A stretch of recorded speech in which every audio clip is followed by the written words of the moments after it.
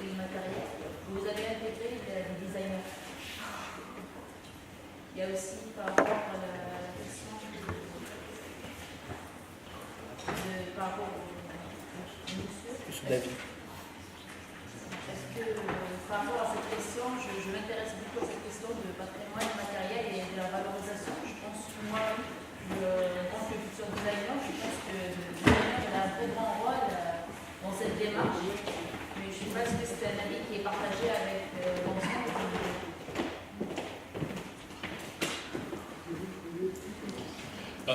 En termes de patrimoine, le patrimoine région, on va dire matériel, en fait, ce sont les lycées. Donc là, on commence, comme je vous l'ai dit, effectivement, à intégrer, à embarquer des fonctions de design sur la construction de nouveaux lycées. Je dirais que ça, c'est assez nouveau. Ensuite, sur une politique de valorisation patrimoniale du patrimoine régional en tant que tel, tel qu'on peut en mener une politique de valorisation. À ma connaissance aujourd'hui, on n'a pas embarqué de fonction design sur ces questions. Alors elles me sont inconnues, mais vraiment il y a l'agence. T'as mineur du monde. Pas grand chose. Oui, à Lens, sur le Loir. Ouais, c'est un peu. Oui, ça a été un choix. Se balade, quoi. Je ne sais pas, pour répondre à. C'est un sujet extrêmement important, par exemple, dans une région comme la nôtre, le patrimoine immatériel, la mémoire, etc., parce qu'on est sur des territoires de transition, ou en transition plutôt, et où les populations sont un peu larguées par rapport à. Alors effectivement, il y a un travail à faire qui ne peut pas être fait uniquement par un designer, parce que c'est nécessaire qu'il y ait un historien, un anthropologue, des artistes, etc., qui travaillent là-dessus. Parce que bien souvent, la réponse... Il y a des revendications dans la population de lieux de mémoire, de prise en compte de la mémoire, qu'il s'agisse de l'immigration, du textile, de la mine, etc. Et souvent, les réponses qui ont été apportées, les formats de réponses qui ont été apportés sont... volontiers, je dirais, nostalgique. Or, quand une population interroge l'institution de son territoire sur la mémoire, ce dont elle parle, c'est de son futur. C'est ça la question. Pour reparler du Nord, moi je travaille sur le pays de Montbéliard. Le cœur de l'agglo, c'est pas la ville, c'est l'usine. Et l'usine, elle est passée de 42 000 salariés à 12 000 en 20 ans, donc ça leur a fait quand même un peu drôle. Et on leur dit, l'avenir, c'est le véhicule du futur. Voilà. Et eux, ils ont une culture technique. La grande fête à Montbéliard, ça s'appelait le carnaval des boulons. Ils faisaient des machines folles à partir, donc ils réinvestissaient leur savoir technique dans des choses de transgressif. Et donc, effectivement, ils disent, nous, on veut... Il y a le musée Peugeot, le musée de la famille Peugeot, c'est une famille. Bon. Donc, le musée de la famille Peugeot, qui était propriétaire du territoire avant. Et nous, on veut un musée de l'histoire sociale, la mémoire ouvrière, etc. Et quand on creuse cette question, parce que, alors, il y a des gens, ils veulent faire un écomusée, il y a des gens qui veulent... Tout ça est un peu triste à mourir. Et en fait, la question, c'est qu'est-ce qu'on fait mes gosses, quoi. C'est cette question-là qu'il faut travailler, et y compris pour les immigrés qui sont venus travailler dans les années 60, qu'on a logés dans des baraquements cachés derrière des voies ferrées pour qu'on ne les voit pas, etc., sur lequel il y a un travail qui a été fait dans le pays de Montbéliard sur ces générations perdues. Mais la vraie question, c'est la discrimination des jeunes aujourd'hui. Donc je crois qu'il y a... Et là, on est plutôt sur des concepts de d'équipe, ça fait rarement une famille, pluridisciplinaire, pour essayer de loger quelque chose d'un peu intelligent entre la demande spontanée du groupe, qui est plutôt un musée, voilà, avec des photos, avec des trucs, avec des vieilles machines, voilà. La demande de l'élu, qui est lui, est-ce que ça va faire venir des touristes ? Et qu'est-ce qu'on fait entre les deux pour que ça ait du sens ?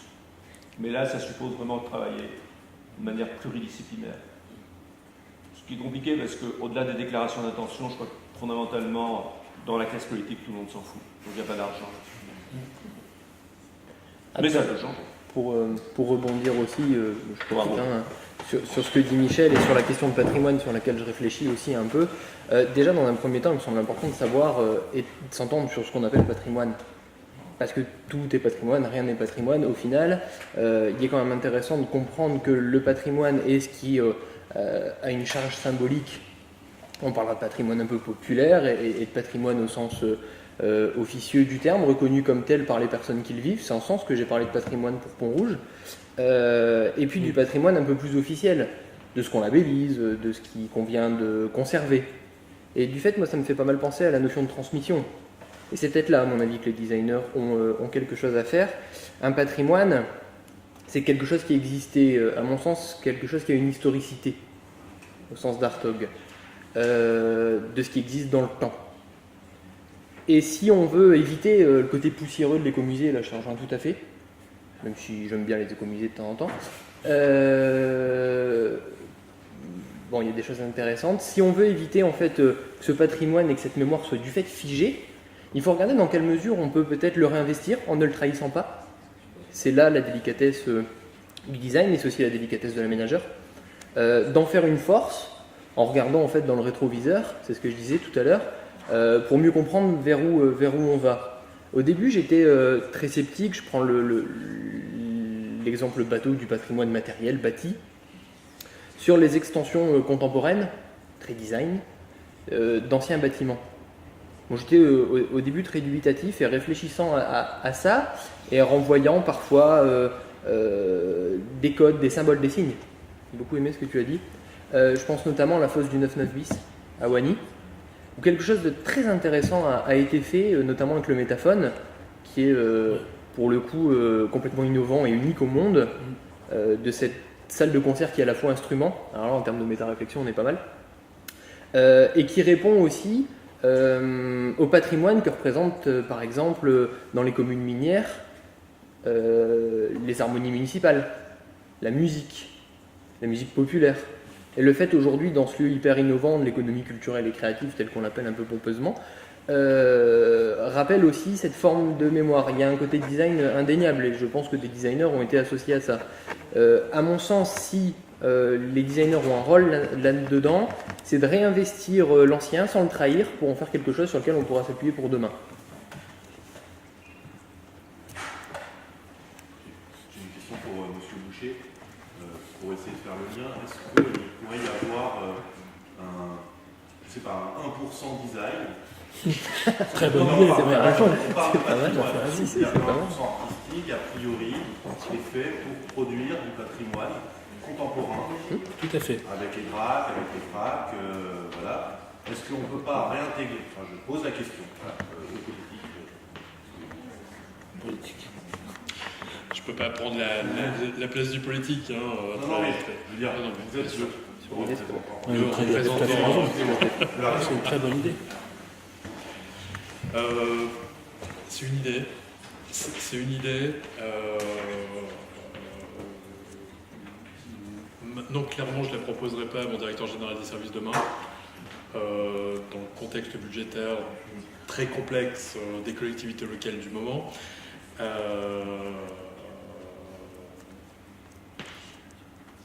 Mais pourquoi? Parce que on est en dessous d'1% du design.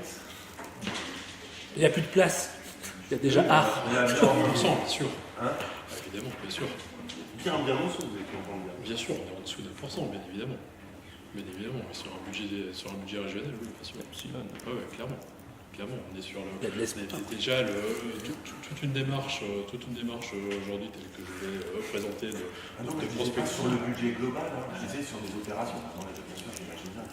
Même sur les opérations. Puisque les opérations principales qui sont effectivement les opérations de lycée, de TER. Alors, au niveau du TER, je dirais, je ne connais pas trop le fonctionnement de la SNCF et de l'usage, de l'utilisation des designers par la SNCF ou par les constructeurs tels que Bombardier ou Alstom. Donc là, je ne m'avancerai pas là-dessus, mais de toute façon, dessous. Mais est-ce que les gens qui sont dans la salle doivent entendre que finalement la région ne veut pas investir même pas 1% sur le design? Non, mais j'y vais parce que la porte elle est ouverte. Alors, je rentre. Je peux ni l'ouvrir ni la fermer. Vraiment, je peux pas prendre une position sur une telle ouverture. Ça dépasse largement mes compétences et ma place de modeste technicien dans cette grande maison. C'est une idée, je la retiens. Mais je retiens aussi le contexte vraiment budgétaire extrêmement serré dans lequel nous sommes depuis quelques temps. Région et collectivité locale. Alors, en fait, pourquoi je vous pose cette question-là, c'est parce que je vois des fois des 20% artistiques sur des bâtiments publics où finalement il est remplacé par une problématique de signalétique, par exemple, donc fonctionnelle, qui n'a absolument rien à voir avec le 1% artistique, qui des fois passe auprès des DRAC, parce que la maîtrise d'ouvrage a besoin de ça et elle n'a pas autrement que cette prestation pour le faire. C'est pour ça que je vous pose la question, c'est parce qu'il y a déjà une dérive du 1% artistique. Donc voilà, est-ce qu'à un moment donné, on ne le fait pas pour de vrai Pourquoi je pose cette question? C'est parce qu'on a une école d'art et design ici. Oui. Voilà, c'est aussi cette question. Tu as raison. Tu as fait raison. Mais très honnêtement, très sincèrement, je me rapprocherai effectivement du directeur architecture du public pour rentrer effectivement plus dans cette problématique, une problématique que je connais assez peu. J'avoue, pour effectivement lui demander quelles sont les pistes. Vraiment très honnêtement. Peut-être ça vous libérerait, vous voyez, d'avoir la... Non mais, parce que des fois vous êtes serré, vous ne pouvez pas, parce qu'il n'y a pas la pointe. Et bien là, du coup, il y a peut-être une ouverture pour que vous ayez plus de moyens pour mettre en œuvre votre travail avec les designers. Alors, si je peux me permettre, c'est un sujet extrêmement central finalement. Désolé Kenneth, je pense qu'on n'est plus dans le design social, mais qu'on est dans la problématique du design vraiment sur le territoire. Et si tant est que ce ne soit pas juste social, je pense que les designers ne sont pas représentés, à part l'île métropole et des institutions comme l'ISD et cette école, dans la région, ils ne sont pas du tout représentés. Ça, c'est une chose. L'île métropole a créé l'agence Lille Design à Tourcoing. On ne sait pas ce que ça va devenir avec des problématiques politiques. Voilà à quel point on est tributaire de ça finalement. Et par ailleurs, je crois que les designers en région et sur le territoire ne sont pas unis, très clairement. Parce qu'il faut aussi que nous, on soit unis d'une certaine manière pour pouvoir aller dire à des institutions on voudrait faire avancer les choses. Parce que là, il y a une vraie problématique. Je ne sais pas si vous vous rencontrez en tant que designer, à part dans les études, mais ailleurs, les designers, je crois que c'est la catégorie de métier qui se rencontre le moins. Je pense aussi que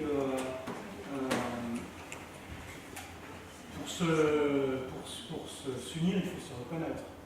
Or, je crois qu'on est une profession assez écartelée. Oui. Mais je prendrais même ce que vous semblez être. Je ne te connais pas, et il y a une fausse naïveté dans ta présentation. Et j'ai remarqué une chose, c'est une espèce de positionnement qui a la capacité de faire appel aux instances publiques, aux instances privées, aux grandes entreprises, aux écoles, enfin un mode de fonctionnement qui conjugue une pluralité économique et aussi une très grande ouverture en tout cas des objectifs très ouverts sur la profession de designer. Bon, je crois que on n'est pas beaucoup de gens comme vous. Je sais pas. Je pense que c'est une profession qui a besoin de faire le point sur ce qu'il est. Elle est largement tributaire de la société dans laquelle cette profession s'exerce. C'est l'histoire du design. Je crois qu'on est dans une période où la définition de ce métier s'ouvre énormément parce que les béquilles qu'elle avait autrefois, l'industrie, peut-être aussi même, pas seulement, je pense que le design radical, par exemple, ne correspond plus aux réponses à apporter à la situation aujourd'hui. Donc, je pense qu'il y a des gens qui sont designers qui ne se reconnaîtraient pas dans ce qui s'est passé par exemple en France. Donc avant de s'unir, il y a beaucoup de travail pour se reconnaître. Juste pour rebondir sur ce que tu dis, je ne sais pas si la problématique c'est de se reconnaître et de s'unir pour être reconnu, parce que moi je ne suis pas designer à la base, je suis ingénieur, mais maintenant je fais du conseil. En gros, moi je suis rien, je sais plus, il n'y a pas de nom pour ce que je fais, je connais beaucoup de gens qui sont comme ça. Donc on dit qu'on est consultant, mais alors là, niveau valeur, on se casse tout. On dit non, je suis rien, Donc je pense que ce qui m'intéresse, en tout cas quand je viens ici et quand je fais des groupements avec des urbanistes, avec des sociologues, avec des choses comme ça sur les appels d'offres, ce qui m'intéresse, c'est justement peut-être pas de se reconnaître ou de se définir, mais de se dire maintenant pour tous les projets, on a besoin de bosser avec une équipe de 10 compétences complètement différentes, et que c'est que ça qui va donner quelque chose d'intéressant. Et que un groupe de 10 ingénieurs qui bossent sur une voiture, ils vont peut-être faire une super voiture, super performante, qui ne consomme pas trop, et ça va être complètement à côté de la blague, ou alors quand ils vont la sortir, les gens ne prendront plus la voiture, mais prendront autre chose. Donc moi, ce qui m'intéresse, c'est, je trouve qu'on est vraiment en manque de lieux comme ça, sur la durée, t'as raison. Bosser ensemble, Tout à fait. même justement sur des problématiques sociales ultra complexes comme les sans-abri, voire les populations roms, etc. Une profession, un métier, où on est un designer dans un camp de Rome, ça va pas, c'est beaucoup trop complexe pour qu'un seul métier puisse le résoudre. Des choses qu'on manque d'espace comme ça, et c'est peut-être le rôle, à mon avis, de l'acteur public qui n'a plus d'argent, de proposer à la fois des lieux physiques ou immatériels. Je veux dire, un lieu, ça peut être un appel d'offres.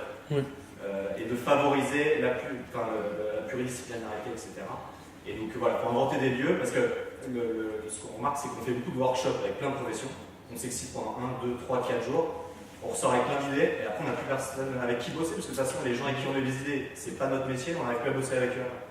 Donc voilà, c'est juste un peu la fatigue des workshops qui s'enchaînent, où il y a plein d'idées, on a envie de faire plein de trucs, et on ne peut pas les faire après. Donc moi je pense qu'il faut inventer des lieux pour bosser ensemble tout le temps, sur le long terme, que ce soit des appels d'offres, mais aussi d'autres lieux, des laboratoires, d'expérimentation, enfin revoir les modèles économiques. Est-ce que ça se fait sur du bénévolat, sur de l'investissement, enfin voilà, il y a plein de trucs à inventer, sympa. Très intéressant. Pour rebondir en termes de lieu, et ce qui fait aussi, je pense, la spécificité de Mourad dans sa formation et dans sa lecture du design, c'est justement la formation. Et là, bon, je suis sur la table ronde, mais je pose une question.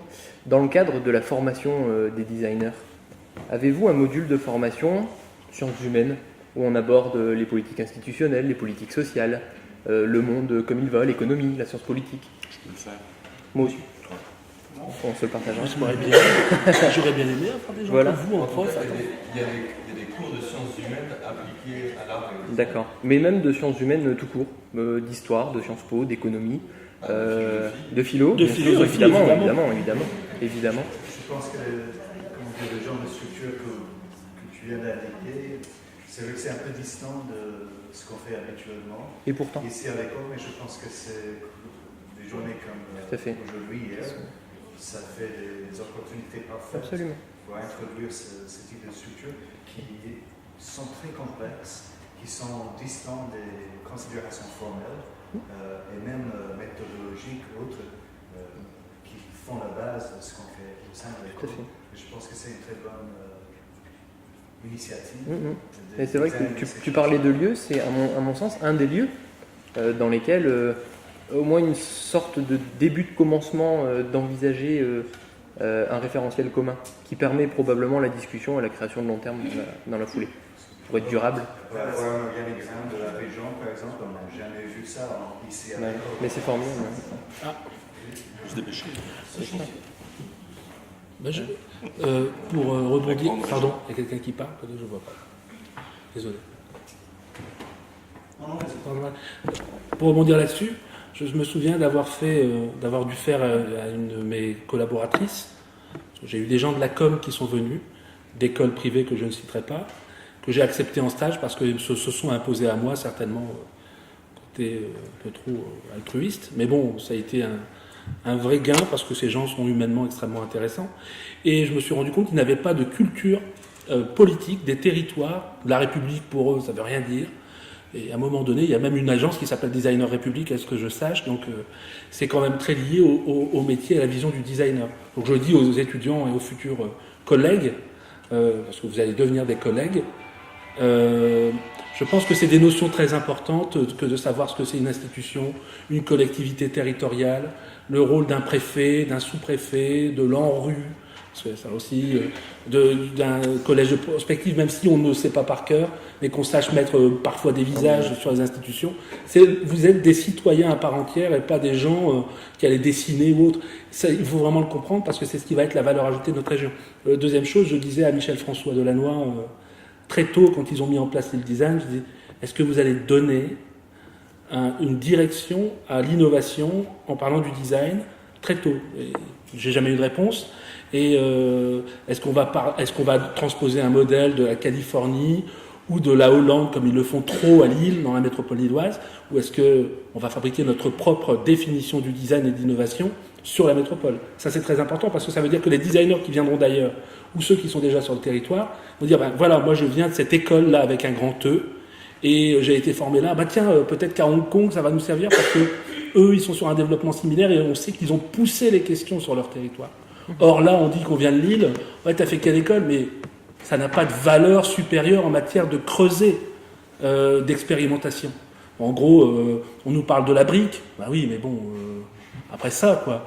Moi, quand j'ai travaillé sur la refonte de l'identité de la ville de Roubaix, j'aurais dit, on arrête avec votre passé industriel. J'ai eu un tollé du conseil municipal. J'aurais dit non.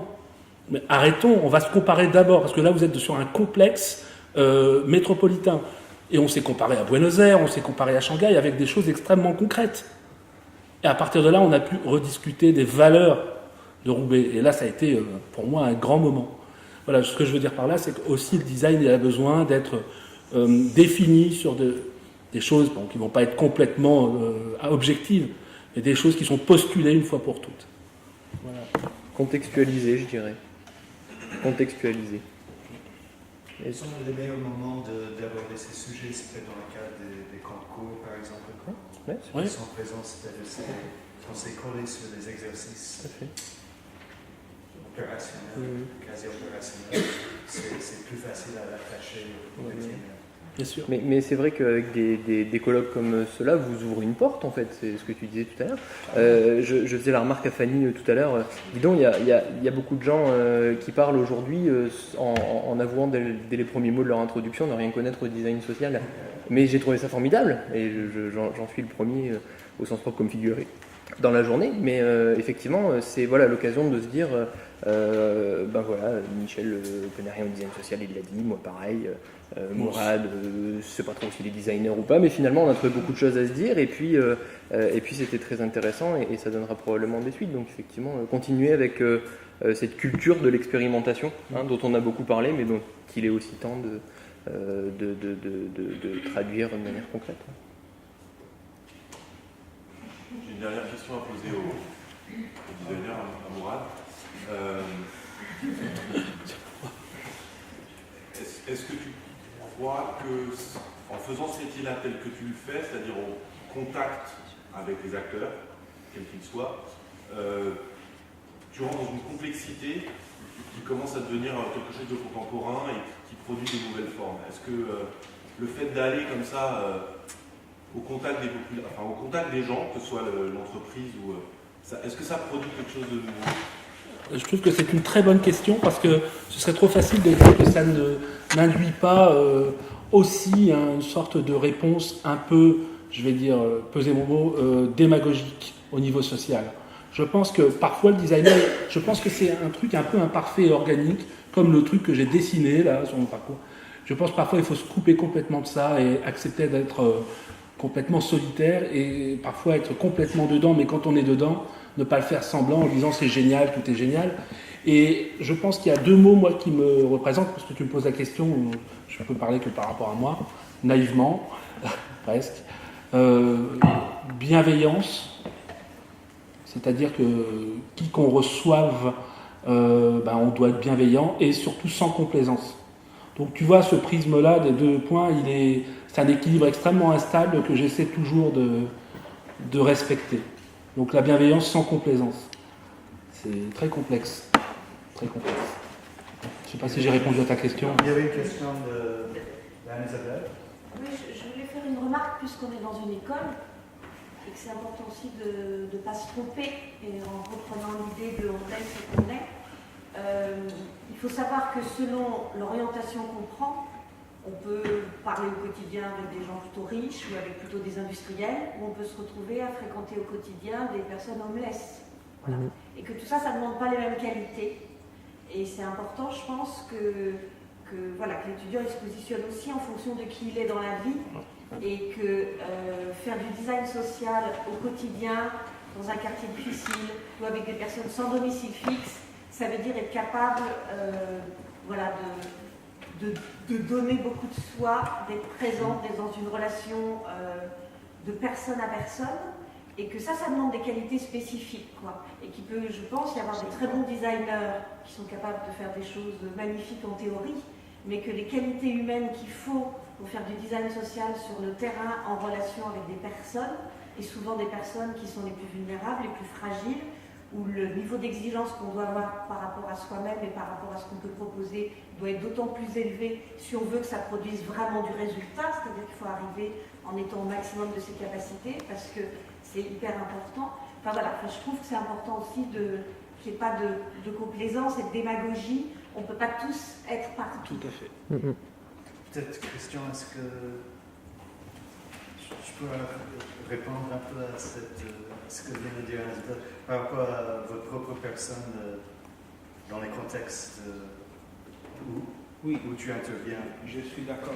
Il faut savoir écouter, il faut savoir attendre les personnes, et il faut faire pratique. C'est une qualité qui on peut maturer dans les personnes. Je suis d'accord. Tout le travail sont difficiles, et il y a personnes qui peuvent faire un travail et personnes qui ne peuvent. Mais je crois que la sensibilité pour travailler dans le domaine du social peut être apprenée ou développée. Il faut faire pratique. Et c'est difficile dans l'université et dans l'école faire pratique dans le social. Parce que le design social n'est pas forcément tourné vers les populations sans abri, voire ne pousse pas ce qu'on appelle le travail social, les travailleurs sociaux. Je pense que quand on parle des gens la 27e région qui accompagne les élus on n'est pas du tout dans cette problématique-là. Ni dans les mêmes intérêts. Il y a quand même, je dis ça parce que je dis ça aussi aux étudiants, on doit chercher une sorte d'universalité là, dans ce qui se produit, c'est-à-dire une autre façon de faire du design, et d'écoute. C'est bien quelque chose à réintroduire dans toute pratique du design. C'est important de faire attention à ça. Pas penser le design social comme par rapport à la clientèle, qui reprendre anglo-saxon. Je pourrais te demander de rajouter quelque chose. Je ne suis pas certain que j'ai compris le rapport entre fait d'être dans une école. Oui, ce que je voulais dire, on peut prétendre à l'universalité et que chacun veut tout pour tout le monde, Non, mais c'est pas tout à je fait ne ça. crois pas trop. Je n'ai pas dit ça. Ce que je veux dire, c'est que certains projets qui ont pu nous être présentés dans ces 2 jours, de mon point de vue, engagent de façon différente, très profondément, notre capacité empathique à communiquer avec des personnes. Tout à fait. Voilà. Et voilà, je pense que c'est important de le rappeler. Alors ça ne concerne peut-être pas tout le champ du design social, parce que bon, c'est pareil, je suis tout le temps dans le design social, même si on mène pas mal de projets à je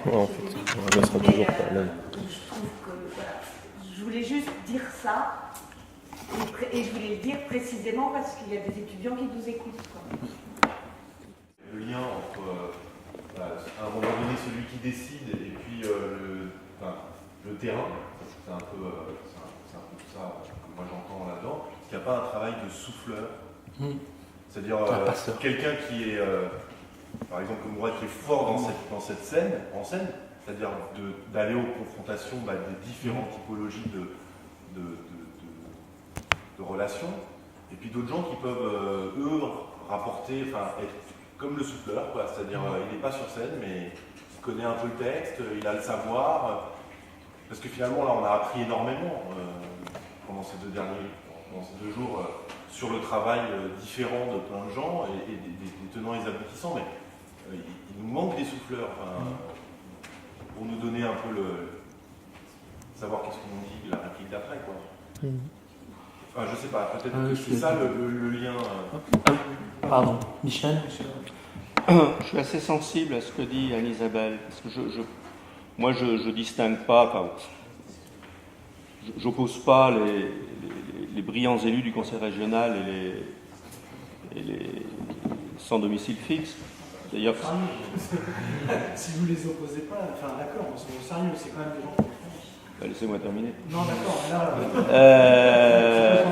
C'était ironique. D'autant que ça peut s'inverser parfois. Et je crois que la 27e région ne fait pas le même boulot que le travail qu'on fait dans des quartiers populaires. C'est clair. C'est-à-dire que la 27e région, elle fait un travail excellent, assez chic, dans des endroits qui sont quand même plutôt préservés. Je crois qu'il y a pas mal de quartiers populaires où, malgré toutes les qualités qu'ils ont, ils ne tiennent pas un quart d'heure. C'est clair. Alors, et chacun son métier. Chacun, voilà. Ce sur quoi je suis sensible chez Isabelle, par rapport à des gens que j'ai vus travailler dans des situations qui étaient somme toute ordinaires, de quartiers populaires, de Marseille, etc. Donc on n'est pas sur les groupes les plus vulnérables, on est sur des situations aujourd'hui en France qui sont ordinaires. Ça pose la question quand même de la valeur morale, de l'éthique dans l'exercice professionnel, qui est incontournable. Moi j'ai eu le plaisir de travailler avec un architecte sur un quartier nord de Marseille, qui est le quartier de la Busserine, le quartier nord. Sur la carte, c'est là où il y a le plus de Kalachnikov. Et on était fascinés par le fait que les gens qui nous emmenaient là-bas, ils nous disaient « Faites attention, surtout il ne faut pas emmener l'ordinateur, il ne faut pas y aller en costume, il faut mettre une cagoule, il ne faut pas prendre de photos, ils sont très très très très méchants. » Et donc ils allaient en réunion de concertation terrorisés d'avance, mais terrorisés. Résultat des courses, ils sortaient de la réunion terrorisés, parce que les gens avaient compris ça, donc ils les... Bon. Et nous, on est arrivés, lui, il avait beaucoup l'habitude de travailler avec ces publics, moi, j'ai fait un peu de travail militant dans mon jeune temps, avec ce type de public. Donc nous, on n'était pas terrorisés, aucun courage particulier, je veux dire, on les voyait pas. Et à un moment, on a une discussion, parce que le bailleur donc, nous dit « C'est bizarre, la réunion s'est bien passée, je pensais que vous alliez vous faire jeter en un quart d'heure. » Et mon collègue architecte dit « Mais c'est pour une raison... Alors, c'est quoi votre technique ?» Et l'architecte a dit « Nous, on aime les gens. » Je crois qu'il y a quand même une partie du boulot qu'on ne peut pas faire si on n'aime pas les gens. Et hélas, dans les politiques publiques, il y a beaucoup de gens qui travaillent avec des publics qu'ils n'aiment pas. Et ça, il faut le dire.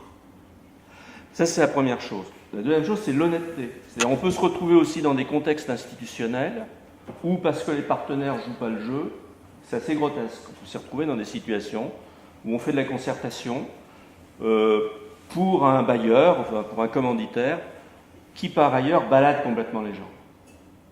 Enfin, se moque d'eux. Il y a des bailleurs à Marseille qui se moquent des gens, qui ne réparent pas les trous depuis des années. Et à un moment, donc, là aussi, il y a un problème de...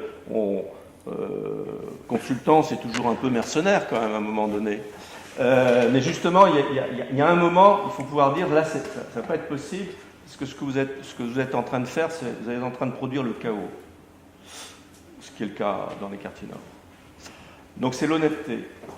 Troisième chose, il faut avoir un peu de compétences. Alors, je ne sais pas si ça s'apprend à l'école ou par l'expérience, ou c'est des dispositions, je ne sais rien. Bon.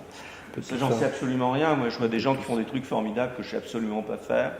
On est dans des situations qui sont souvent où il y a des points de vue différents, il y a des intérêts différents.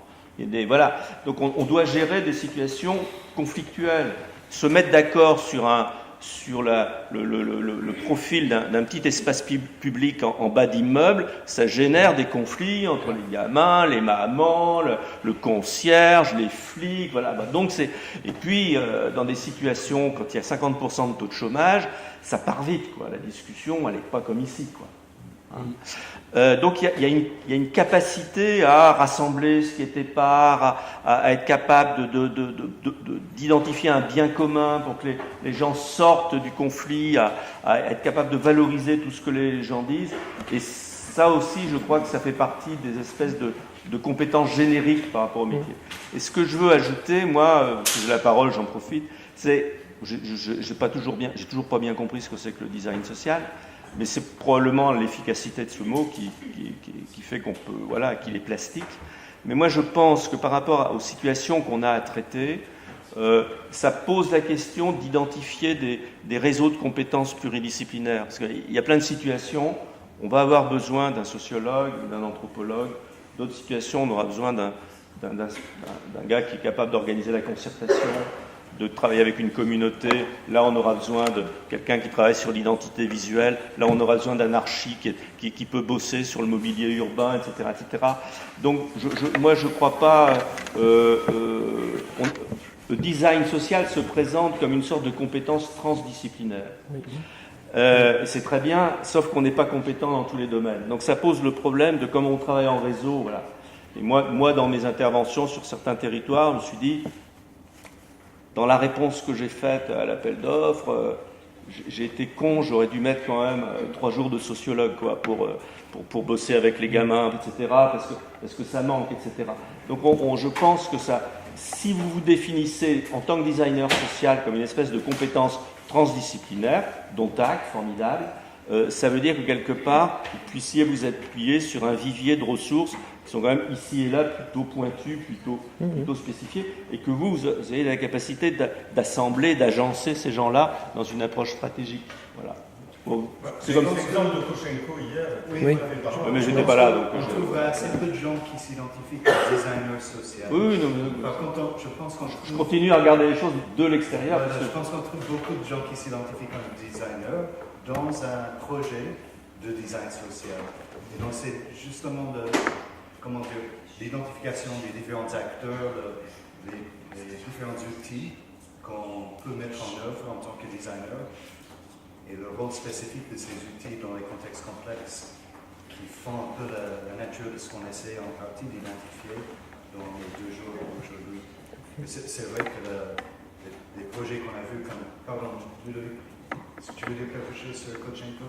Oui, mais ce qui nous a été présenté par Koshenko montre peut-être les disparités sans les opposer pour autant, ou au moins la distinction nécessaire qu'il y a à faire entre des projets comme la 27e région et Koshenko, qui a pu bien montrer que justement le design social s'opérait non seulement avec une multiplicité d'acteurs, avec une complexité de situation, mais aussi avec des phases qui devaient être interrogées à chaque fois dans le temps, qui pouvaient faire émerger de nouvelles formes de convivialité quand même, dans des situations qui étaient apparemment impossibles, où systématiquement, rien que Juliette Six hier nous a montré que l'idée de proposer un banc sur une place peut concentrer tous les conflits et les haines imaginables. De la socialisation, bien sûr.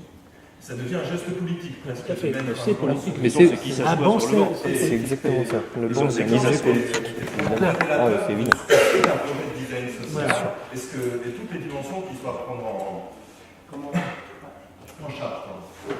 Moi, je reviens sur les qualités, là, vous avez nommé la question de l'empathie. J'ai envie d'utiliser un autre mot, parce que c'est l'engagement des designers en question. Finalement, effectivement, je pense que faire du design social, je vois mal comment on peut le faire sans un engagement. Et on peut, un engagement qui peut, je pense à, par exemple, des gens qui, comme Marcher sur l'eau, là, le projet Marcher sur l'eau, les gens sont à la fois designers et à la fois sont dans l'association, ils sont eux-mêmes utilisateurs du service, donc il y a un engagement. Même à la limite, quand vous racontez, vous avez emmené au restaurant la femme dont vous avez parlé. Ah, j'ai pas emmené au resto, mais elle a emmené ses enfants au resto. Et ça faisait Mais longtemps en fait, qu'elle tout laissait penser que vous étiez engagé vraiment dans la relation. Ah oui, ça clair. c'est... Donc, la question d'engagement. Puis la question, je crois aussi qu'il y a la tolérance. Parce que ça, c'est une autre forme, une tolérance qui peut être, je dirais presque théorisée. Par exemple, on voit souvent, on a beaucoup de mal à faire admettre une pluralité des économies, par exemple. Il se trouve que, et je pense que le designer peut avoir peut-être un rôle à jouer et d'interpeller là, en particulier, c'est la problématique de l'économie sociale et solidaire, de la pluralité des économies. Ça, c'est absolument quelque chose, j'ai l'impression que le designer, celui qui fait du design social, œuvre complètement sur ce territoire. C'est-à-dire qu'il accepte l'économie de marché, il est aussi dans le don et donc la réciprocité, il est dans la redistribution, c'est-à-dire les politiques publiques. Et en fait, je me heurte assez souvent en discussion à la non-reconnaissance de cette pluralité. En fait, c'est une question de tolérance. Il n'y a pas que la tolérance religieuse. Alors, il y en a d'autres, en fait. Et comme on est médiatiquement, alors n'en parlons pas, donc on a affaire à un discours tous les jours, répété par tous les médias, on ne s'en sortira que par la croissance. Vous avez commencé par dire que le travail n'était pas financé. Or, en fait, intellectuellement, on n'en sort jamais de cette chose. Et c'est un travail. Enfin, là, je rejoins complètement ce que vous disiez. Quoi. Moi, j'aurais envie de parler d'engagement et de tolérance pour les qualités d'un designer auprès des discussions. Pour préciser, on est d'accord, hein, quand je dis le problème n'est pas financier, ça n'empêche pas qu'il y ait des problèmes financiers, évidemment. Oui, pour financer les retraites, il y a manifestement des problèmes financiers. Mais si on pense que ce n'est qu'un problème financier, on ne résoudra pas le problème financier. C'est ça. Que par exemple, sur la question des retraites, puisque le problème, c'est qu'on a conçu le système des retraites à une période où l'ouvrier bénéficiait environ de 3 ans et demi de retraite avant de mourir, donc les retraites étaient équilibrées. Maintenant, c'est 20 ans, 25 ans, ça ne peut plus marcher. Et donc, ça pose un problème majeur de financement. Mais je pense que si on réfléchit fondamentalement à ce qui se passe, ça veut dire qu'on ne s'en sortira pas uniquement par le sanitaire et le médico-social, et qu'il faudra là une économie plurielle qui mobilise aussi les voisins, les aidants, les familles, les réseaux de volontaires, etc. etc. Parce que sinon, on ne s'en sort pas financièrement. C'est pas la question de faire reculer le service public pour filer le problème aux familles, c'est pas du tout ça. C'est parce que pour s'en sortir, il faut faire ça, parce que sinon il faut augmenter les contributions. Et ça va pas marcher non plus, parce que, etc., etc., etc. Donc ça veut dire qu'il faut raisonner sur quel est le bien-être qu'on veut produire pour réfléchir à un nouveau plan de financement. Alors que nous, on nous a enfermés dans une logique, il y a un déficit, donc il faut diminuer les prestations et augmenter les contributions, et ça ira. Et la preuve depuis 30 ans, c'est que ça marche jamais. Et ça peut pas marcher. Et c'est pas le problème de la croissance. C'est pas du tout le problème de la croissance. On peut même démontrer que s'il y avait un retour de croissance, il y aurait des déficits qui augmenteraient mécaniquement. C'est facile à démontrer. Au risque, et pour rebondir, de tomber dans des lieux un peu communs, c'est-à-dire qu'on a une considération de la richesse qui est très étriquée finalement. C'est-à-dire que la richesse, elle est uniquement économique, point. Je disais tout à l'heure que le fait que les personnes plus âgées de la résidence Bon Secours gardaient les enfants, que ça rentrait pas dans le PIB, quel drame. C'est-à-dire qu'il y a tout un pan de l'économie qui s'appelle l'économie informelle. C'est pas que le marché noir, l'économie informelle, c'est aussi l'économie familiale. Et sans cette forme d'économie qui est l'économie familiale et l'économie associative, probablement que le pays tiendrait pas énormément debout très longtemps. Et pour rebondir sur ce que vous disiez tout à l'heure, je pense qu'en fait, simplement, si on devait résumer votre propos, c'est il faut aimer la différence. Il faut aimer la différence auprès des publics avec qui on va travailler. Et puis, il faut aimer la différence par rapport aux gens avec qui on va travailler. Je pense qu'un designer social, ça ne doit pas exister. Je pense pas. Enfin, je dis pas ça doit pas exister dans le fait de devoir. Je dis à mon sens, j'ai du mal à voir ce que pourrait être un designer social. Non, il y a un designer qui va pouvoir travailler avec des gens qui sont consultants, aménageurs, qui sont sociologues, qui sont ci, qui sont ça. Ça marche dans ce sens-là, puis ça doit marcher peut-être dans l'autre sens aussi. C'est un peu une sorte de révélation, moi, que j'ai eu ces 2 derniers jours. C'est que quand on fait justement des projets d'aménagement, on peut peut-être aussi nous ouvrir à des gens qui sont designers. Donc c'est pas que je dis que le designer social ne doit pas exister de manière impérative, mais à mon sens, je vois pas comment un designer social peut exister en fait. J'y vois difficilement une définition. Il y a un design social, c'est probablement pas que l'affaire des designers, c'est probablement pas que l'affaire des aménageurs et des gens qui pensent l'espace et des gens qui pensent les relations entre les gens. C'est probablement le lot de tout le monde et aimer la différence, ça me semble un bon résumé. Oui, tout à fait. Bon, on a eu un philosophe hier, il semblait qu'il se dégageait que finalement le design social c'était à la fois, peut-être, dans les propos d'hier, une théorie, auquel cas ce n'est pas simplement une profession, et que pouvaient prétendre à faire du design social des citoyens. Mais ça n'empêche pas qu'il peut y avoir une professionnalisation. Mais qui est diverse. Et donc, des designers sociaux. Donc, je crois que ça c'est apparu hier. Et on a eu beaucoup d'exemples, et souvent de designers qui prolongeaient ou suscitaient l'innovation sociale. Donc le rapport, à un moment donné, le professionnel va apporter quelque chose d'autre à quelque chose qui a été initié, voire un peu développé par des citoyens. Je crois qu'on a vu ça avec chez vous, on a vu ça tellement avec David Hénon qui, à partir d'un projet de sauvegarde des récifs, par exemple, a proposé une action clairement identifiée comme du design, qui est même caricaturale, c'est-à-dire table et chaise, n'est-ce pas ? Là où on reconnaît le design. Ça, je pense que on a vu ça à longueur de temps depuis 2 jours. Alors, est-ce que le schéma proposé par le philosophe d'hier, un peu, il y aurait peut-être des c'est une théorie, et que cette théorie, elle appartient à tout le monde. C'est une question.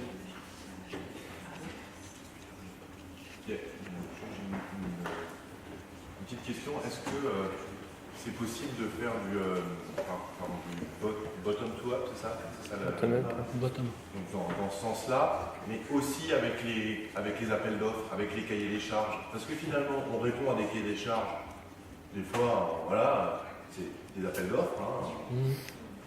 Alors des fois, on a une intelligence de dire, finalement, je réponds, comme l'a fait Mourad, j'ai rien à vous proposer, mais je veux travailler avec vous et donnez-moi les clés. Voilà, une posture. Moi, j'ai pas vu aujourd'hui d'appel d'offres qui soit pas un peu verrouillé sur les questions. Voilà. Alors des fois, c'est verrouillé financièrement, c'est-à-dire faut avoir les épaules. Bon. Après, ça peut être verrouillé parce que si on répond pas aux critères, voilà. Des fois, on propose un groupement, on dégage parce que c'est pas un interlocuteur, c'est un groupement. On dit ça va être le bordel. Je sais parce que je connais des gens du côté MO, donc je vois bien, il y en a à un moment donné. Donc est-ce qu'il n'y a pas cet effet de remontée, justement, pour voilà, c'est...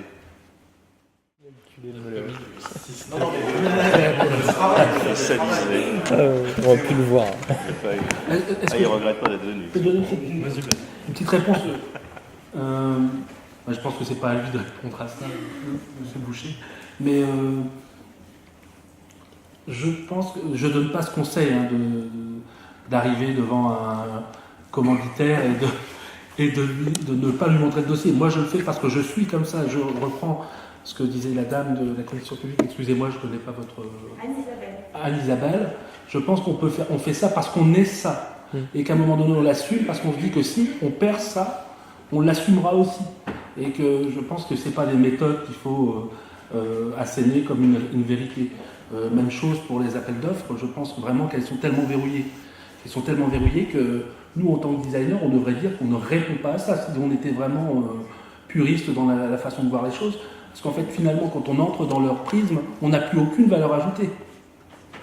On répond à des briefs qui sont faits par des gens qui nous demandent de leur donner la vision alors qu'ils ne l'ont pas avant normalement. Ça veut dire qu'à un moment donné, il y a une vraie problématique du brief dans l'appel d'offres.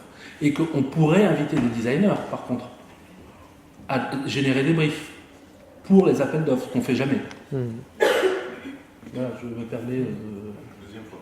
Vous l'avez proposé aussi.